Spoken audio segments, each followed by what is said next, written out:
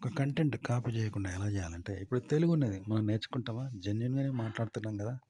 అదే ఈ తెలుగు గాకుండా ఇంగ్లీషు, మలయాళం, కన్నడం అవన్నీ ట్యూషన్ పోవాలి, నేర్చుకోవాలి, వినాలి. ఇట్లుంటాయి ప్రాక్టీస్ జేయాలి.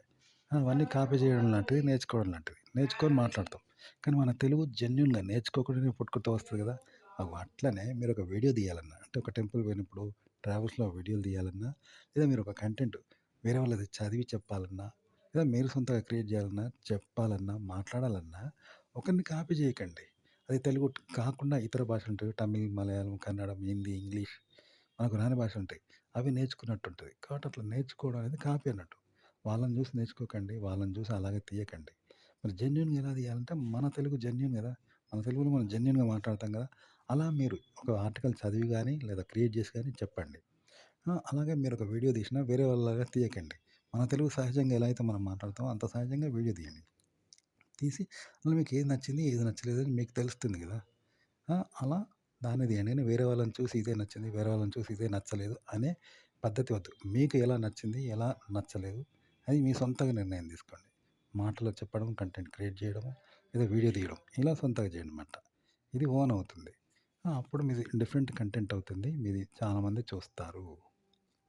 కంటెంట్ ఓన్‌గా తయారు చేయడం ఎలా అంటే, ఉదాహరణకి, ఉదాహరణకి మనం ఒక ఫ్రిడ్జ్ కొనుక్కున్నాం. కొనుక్కుంటే దాన్ని యూజ్ చేసుకుంటాం. కానీ దాన్ని క్రియేట్ చేయలేం. అంటే దాన్ని తయారు చేయలేం. కంపెనీ నుండి తెచ్చుకొని వాడుకుంటాం. అంటే దాన్ని యూజ్ చేసుకునేవాడు ఎవడంటే ప్రేక్షకుడు లాంటివాడు.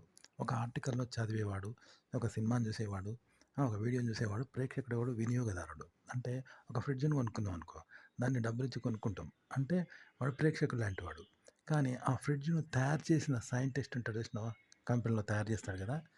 వాడు రైటర్ అంటే క్రియేటర్, యూట్యూబర్ అనమాట. అలాంటి వాడు. కాబట్టి ఆ సినిమా అయితే డైరెక్టర్ లాంటివాడు.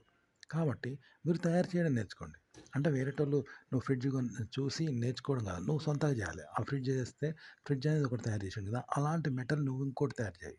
ఏదైనా చల్లగా ఉండేటట్టు, జనాలకు చలికాలం కూడా వేడి గాలి వచ్చేటట్టు ఇలా ఏదో ఒకటి కొత్తది నువ్వు తయారు చెయి.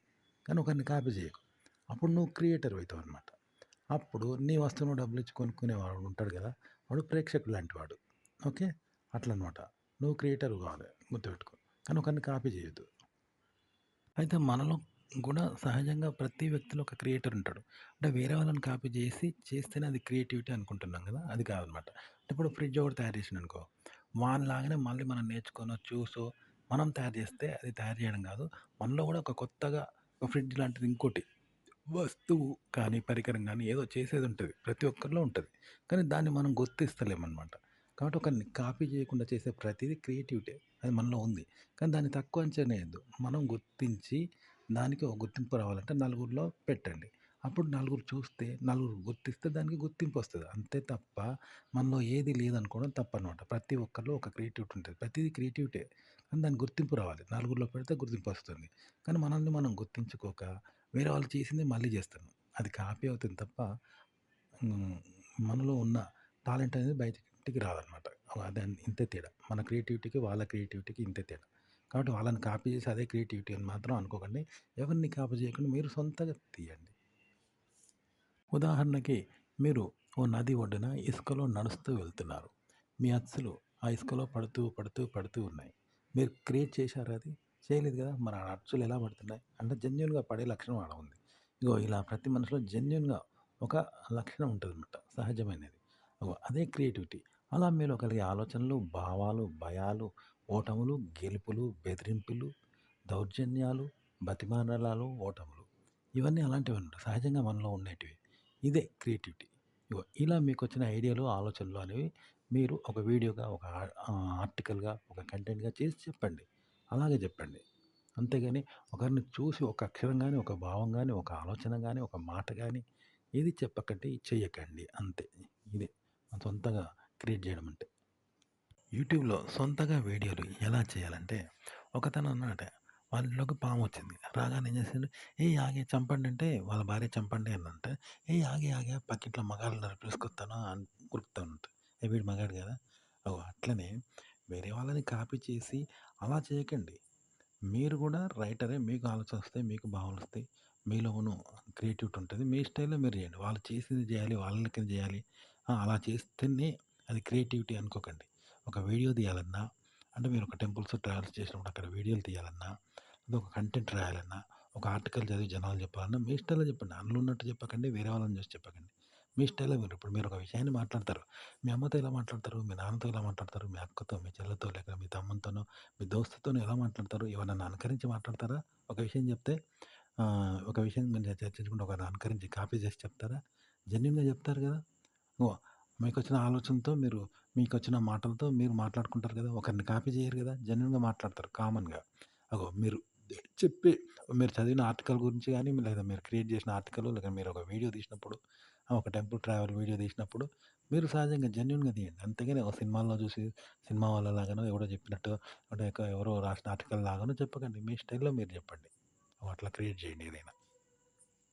ఉదాహరణకి పెళ్ళాం ఉంది. పెళ్లి చేసుకున్న పెళ్ళాం ఉంది. మొగుడు ఎలా చేస్తాడు శృంగారము? శృంగారం చేస్తాడు. ప్రతి ఇంట్లో మొగుడు భార్యతో శృంగారం చేస్తాడు. ఇది అందరికీ తెలిసిందే. అంతేగాని ఒకడికి నేను మొగోడిని, నీ పెళ్ళాంతో శృంగారం చేస్తా, నేను మొగాడిని కాబట్టి చేస్తా అంటే ఉన్నట్టు వీడు మొగాడు కాదా? మరి వాడు మొగాడని చేస్తానంటే ఎట్లా? వీడు మొగాడే. నేను కూడా చేస్తానయ్యా. నేను మొగాడిని నా భార్యతో శృంగారం చేస్తానని చెప్తాడు కదా! మరి కాబట్టి వాడు చేసేది కాదు శృంగారం, వీడు చేసేది కాదు శృంగారం. అట్లా అనమాట. అంతేగాని నేను శృంగారం చేయలేనే పక్కింట్లో మగాడున్నాడు వాడని పిలుస్తా. నువ్వు శృంగారం చేత్తాడు నీతోటి అని ఎవడైనా మగాడంటాడా? అనడు. ఎందుకంటే వీడే మగాడే. వాడు మగాడే, వీడు మగాడే. కాబట్టి ఇప్పుడు భార్యతో శృంగారం చేస్తున్నాడు. ఎట్లా చేస్తున్నాడు? ఏమైనా కాపీ చేస్తున్నాడా? సినిమాలను చూస్తున్నాడా? కామకోరికలు సినిమాలు చూసి నేర్చుకున్నాడా? సెక్స్ ఫీలింగ్స్ సినిమాలను చూసి నేర్చుకున్నాడా? భావప్రాప్తి పొందడం సినిమాలను చూసి నేర్చుకున్నాడా? జెన్యూన్‌గా మనం చేస్తాం కదా ఎవరైనా. అంతేగాని ఒకరిని చూసి చేసుకోము. అలా ఒకరిని వచ్చి చేయమనం. పక్కింటోనే వాడు మగాడు నా భార్యను శృంగారం చేయరా అనం. మనం మగాడే కాబట్టి.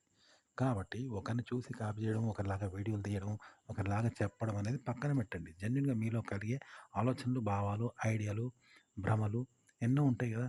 అవన్నీ మీరుగా చెప్పండి. అది కొత్తగా అవుతుంది. మీరుగా ఆలోచించండి. మీరుగా చెప్తూ ఉంటే కొత్త కొత్త ఆలోచనలొస్తాయి. కొత్తగా ఉంటుంది. అప్పుడు మీరు క్రియేటర్ అయితారు. మీది భిన్నంగా ఉంటుంది మిగతా వాళ్ళన్నిటికంటే. ఎందుకంటే యూట్యూబ్‌లో కోట్ల వీడియోలుండొచ్చు. కానీ అన్నిటికన్నా భిన్నంగా మీది తప్పకుండా ఉంటుంది. సొంత ఆలోచన చేస్తే, సొంత ఐడియాతో చేస్తే. అప్పుడు మీకు వ్యూసొస్తాయి. ఆ థంబ్‌నెయిల్ మీద టైటిల్ గానీ, వీడియో గానీ, అలాగే కంటెంట్ గానీ, చెప్పడం గానీ ఇలాగే చెప్పాలి. సొంతంగా చెప్పండి. కాపీ చేయకుండా, అనుకరించకుండా చెప్తే అట్లా క్రియేట్ చేస్తే మీకు వ్యూసొస్తాయన్నమాట. డిఫరెంట్‌గా ఉంటది కాబట్టి.